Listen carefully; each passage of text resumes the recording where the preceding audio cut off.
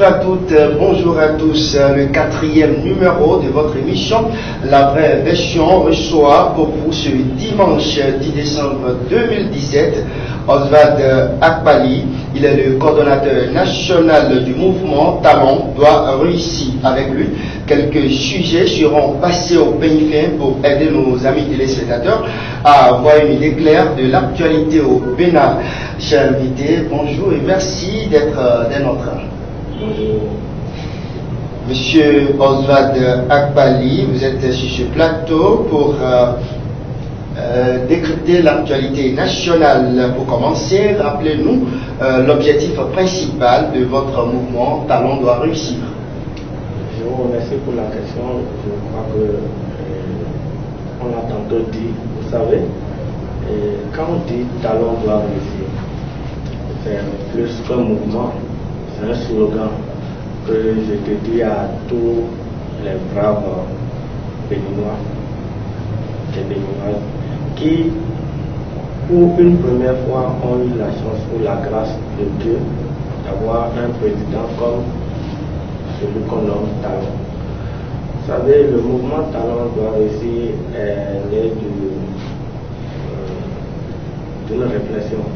C'est-à-dire qu'après la conférence des forces vives en 90, au Bénin, nous avons eu une expérience de 10 ans de démocratie et après ces 10 ans, il y a eu un arrêt.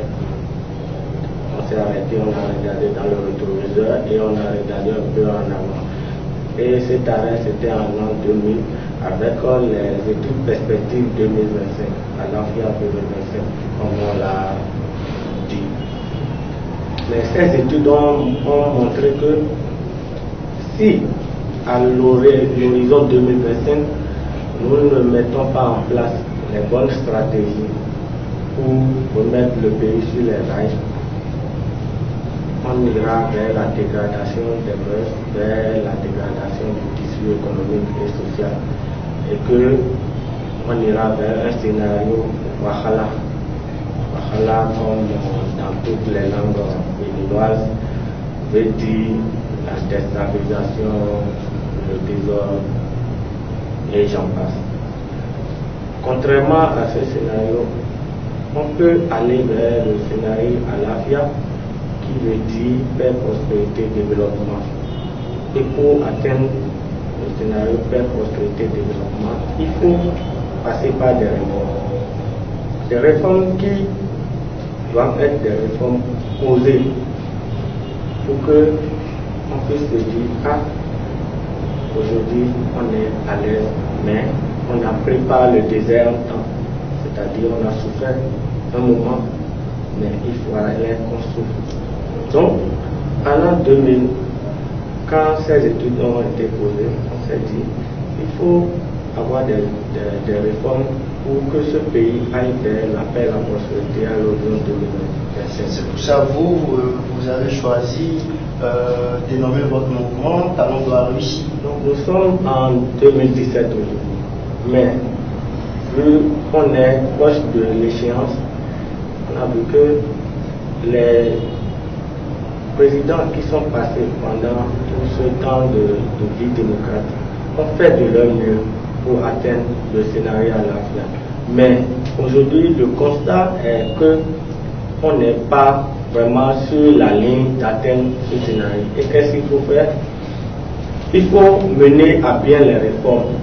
Ce n'est pas que ces réformes doivent être seulement mises sur papier, sur catalogue et ne pas être appliquées.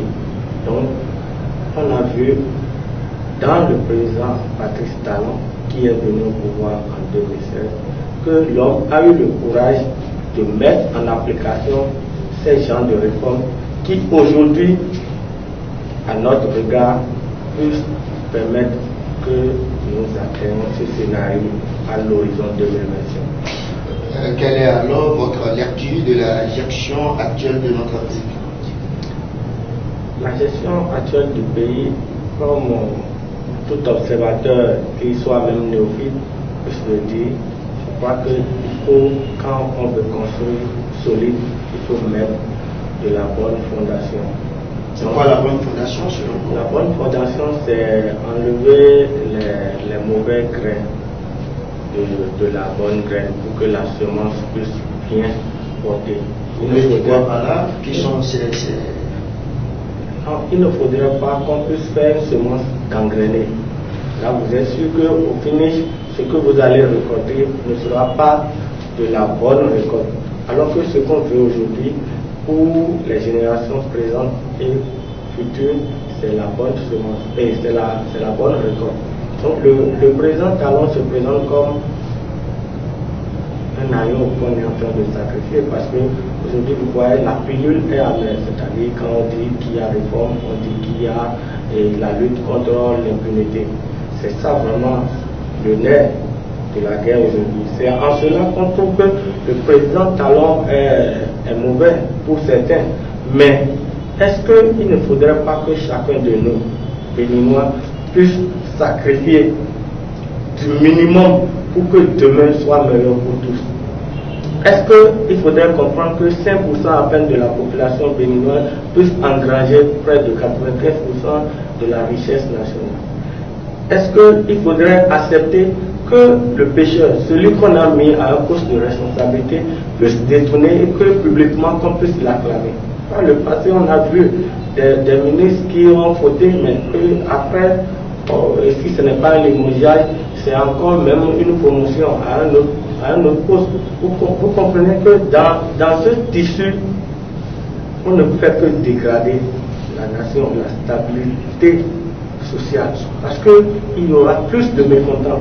Aujourd'hui, vous entendez qu'on amène tel dossier et on sort des malversations, et j'en profite pour dire que quand j'entends qu'on dit que c'est la chasse aux sorcières, je dis... Oui, on va y revenir, M. Oswald Apali. Selon vous, donc, le pays est bien gouverné aujourd'hui? Il ne pourrait en être autrement si on veut vraiment aller vers le scénario à l'AFIA 2025. Il ne pourrait en être autrement. Je vous assure... Donc, tout ce qui est fait jusque-là, selon vous, tout est rose? Je vous dis quelque chose. Quand on dit tout est rose, c'est comme si on vous dit aujourd'hui qu'on met, qu'on veut faire une sauce pour vous et vous supposez que sans le feu, qu'on puisse mélanger tous les condiments dans de l'eau et de l'huile et que vous puissiez voir. Vous n'allez pas apprécier, ça n'aura pas de goût. C'est-à-dire, vous voulez expliquer quoi?